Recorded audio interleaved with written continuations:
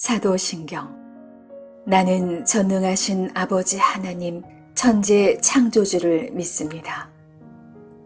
나는 그의 유일하신 아들 우리 주 예수 그리스도를 믿습니다.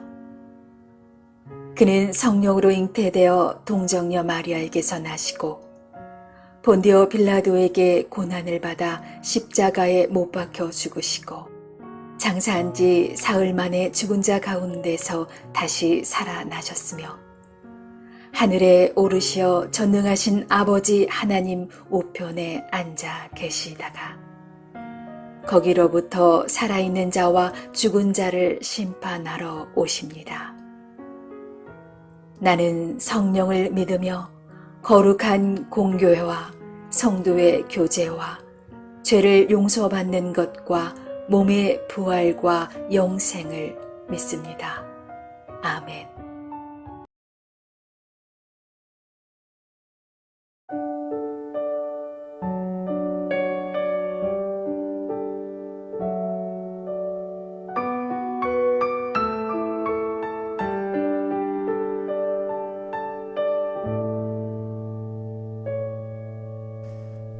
화려하지 않아도 정결하게 사는 삶, 가진 것이 적으나 감사하며 사는 삶, 내게 주신 작은 힘 나눠주며 사는 삶, 이것이 나의 삶의 행복이라오.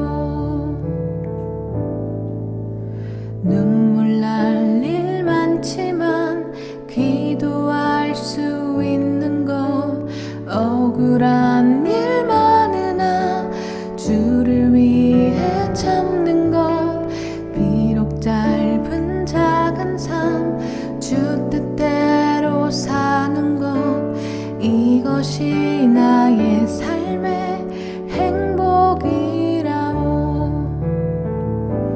이것이 행복이라오.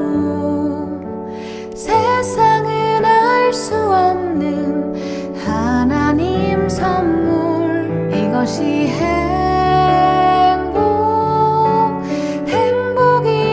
행복이라오. 하나님의 자녀로 살아가는 것, 이것이 행복이라오.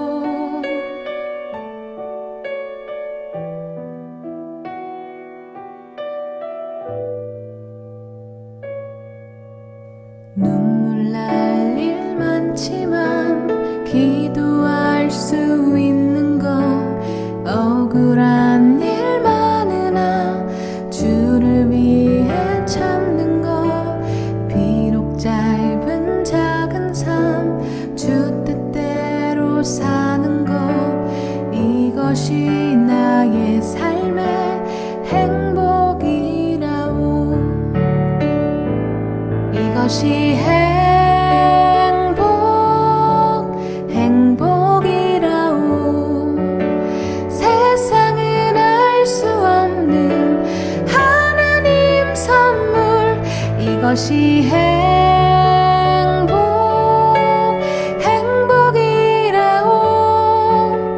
하나님의 자녀로 살아가는 것, 이것이 행복이라오.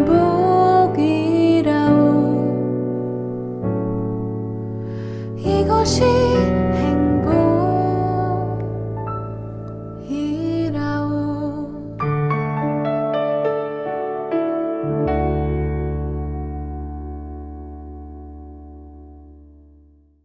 제31장. 여호와께서 모세에게 말씀하여 이르시되 이스라엘 자손의 원수를 미디안에게 갚으라. 그 후에 내가 내 조상에게로 돌아가리라. 모세가 백성에게 말하여 이르되 너와 함께 있는 사람들 가운데서 전쟁에 나갈 사람들을 무장시키고 미디안을 치러 보내어 여호와의 원수를 갚되 이스라엘 모든 지파에게 각 지파에서 1000명씩을 전쟁에 보낼지니라. 하매 각 지파에서 1000명씩 이스라엘 100만 명 중에서 12,000명을 택하여 무장을 시킨지라. 모세가 각 지파에 1000명씩 싸움에 보내되 제사장 엘르아살의 아들 비느하스에게 성소의 기구와 신호나팔을 들려서 그들과 함께 전쟁에 보내매 그들이 여호와께서 모세에게 명령하신 대로 미디안을 쳐서 남자를 다 죽였고 그 죽인 자 외에 미디안의 5왕을 죽였으니 미디안의 왕들은 에위와 레겜과 수루와 후루와 레바이며 또 부올의 아들 발람을 칼로 죽였더라. 이스라엘 자손이 미디안의 부녀들과 그들의 아이들을 사로잡고 그들의 가축과 양떼와 재물을 다 탈취하고 그들이 거처하는 성읍들과 촌락을 다 불사르고 탈취한 것, 노략한 것, 사람과 짐승을 다 빼앗으니라. 그들이 사로잡은 자와 노략한 것과 탈취한 것을 가지고 여리고 맞은편 요단강가 모압 평지의 진영에 이르러 모세와 제사장 엘르아살과 이스라엘 자손의 회중에게로 나아오니라. 모세와 제사장 엘르아살과 회중의 지도자들이 다 진영 밖에 나가서 영접하다가 모세가 군대의 지휘관 곧 싸움에서 돌아온 천부장들과 백부장들에게 노하니라. 모세가 그들에게 이르되 너희가 여자들을 다 살려두었느냐? 보라, 이들이 발람의 꾀를 따라 이스라엘 자손을 부올의 사건에서 여호와 앞에 범죄하게 하여 여호와의 회중 가운데 연병이 일어나게 하였느니라. 그러므로 아이들 중에서 남자는 다 죽이고 남자와 동침하여 사내를 아는 여자도 다 죽이고 남자와 동침하지 아니하여 사내를 알지 못하는 여자들은 다 너희를 위하여 살려둘 것이니라. 너희는 이 일에 동안 진영 밖에 주둔하라.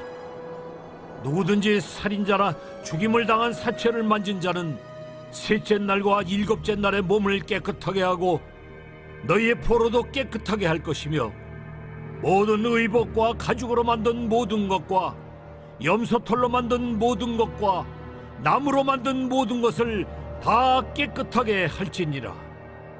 제사장 엘르아살이 싸움에 나갔던 군인들에게 이르되 이는 여호와께서 모세에게 명령하신 율법이니라.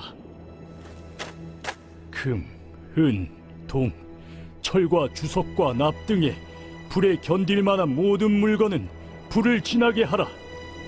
그리하면 깨끗하려니와 다만 정결하게 하는 물로 그것을 깨끗하게 할 것이며 불에 견디지 못할 모든 것은 물을 지나게 할 것이니라. 너희는 일곱째 날에 옷을 빨아서 깨끗하게 한 후에 진영에 들어올지니라.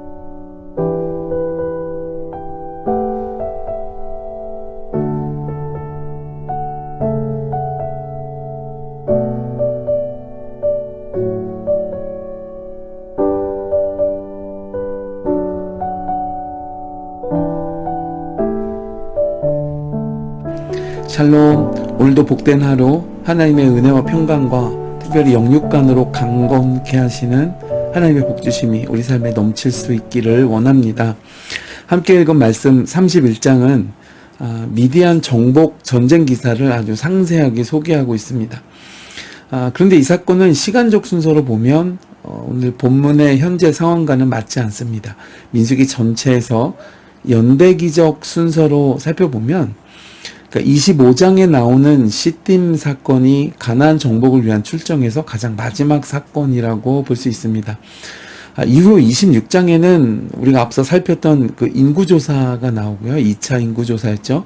또 가나안 정착을 위해서 바로 세워야 할 제사제도, 예배 확립에 대한 지침을 이어서 주시고, 그리고 나서 오늘 31장에서 갑자기 미디안 전쟁 기사가 다시 등장합니다.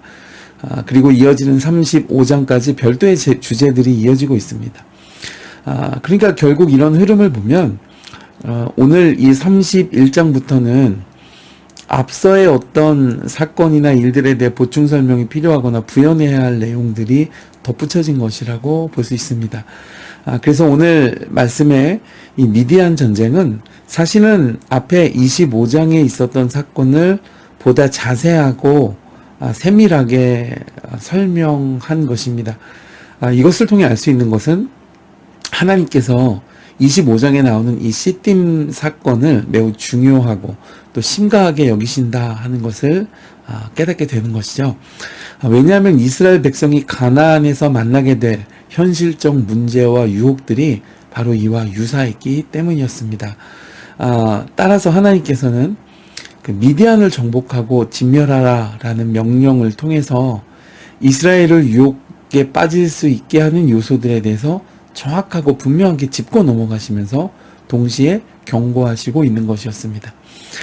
우리가 잠깐 회상해 보면 앞에 그 25장에서 이스라엘 백성들이 시딤이라는 곳에 주둔하고 있을 때에 모압의 이방 신전에서 드려지는 음란한 제사에 초청받아 갔다가 그 눈앞에서 벌어지는 현란한 성적 문화에 그만 빠져들고 말았습니다. 왜냐하면 당시 이방 신전에서는 제사를 드리고 난 후에 항상 성적 서비스가 제공되었습니다. 그 강렬한 유혹 앞에 넘어가고 말았던 것이죠. 그리고 이와 똑같은 방식으로 이스라엘은 가나안 땅에 들어가서도 바로 그와 같은 도전을 받게 될 것이기 때문이었습니다. 그래서 하나님께서는 25장에서 이스라엘을 타락하게 했던 그 미디안 족속을 진멸하라라는 이 명령을 통해서 그들이 하나님을 버리고 이방신에게 절하게 한 요소들, 그리고 시딤, 그리고 가나안 등등 이스라엘이 무너지고 하나님으로부터 돌아서게 했던 지점을 정확하게 지적하시고 그것을 진멸하는 방식으로 하나님의 뜻을 보여주셨습니다.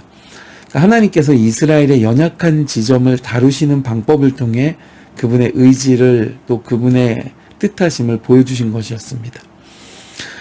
여러분은 삶의 어떤 부분에서 무너지십니까? 나의 약한 부분은 어디이신가요? 황금이십니까? 아니면 성적인 부분이십니까? 명예라고 하죠? 누군가에게 인정받기를 원하는 그런 것입니까? 그것도 아니면 탐나는 좋은 것을 소유하는 것입니까? 여러분은 언제 하나님을 버리고 마음에서 그것들을 취하시나요? 하나님은 그분의 백성에게 바로 그 지점을 지나치지 않으시고 다루기를 원하십니다. 슬쩍 넘어갈 수 있다고 생각하는 것은 큰 착각입니다. 그리고 그런 마음을 이용해서 죄로부터 벗어나지 못하도록 끌고 가는 것이 바로 이 사탄의 전략일 것입니다. 오히려 하나님께서는 분명하게 짚고 넘어가기를 원하십니다. 하나님은 우리가 정결하고 오직 나 외에는 다른 신을 내게 두지 않기를 원하시니까요. 여러분, 오늘 하루 우리의 삶에서 이 하나님의 마음과 의도를 기억하고 삶의 방향을 주께로 확정할 수 있는 복된 성도, 복된 하루의 삶 이루실 수 있기를 주님의 이름으로 축복해 드립니다.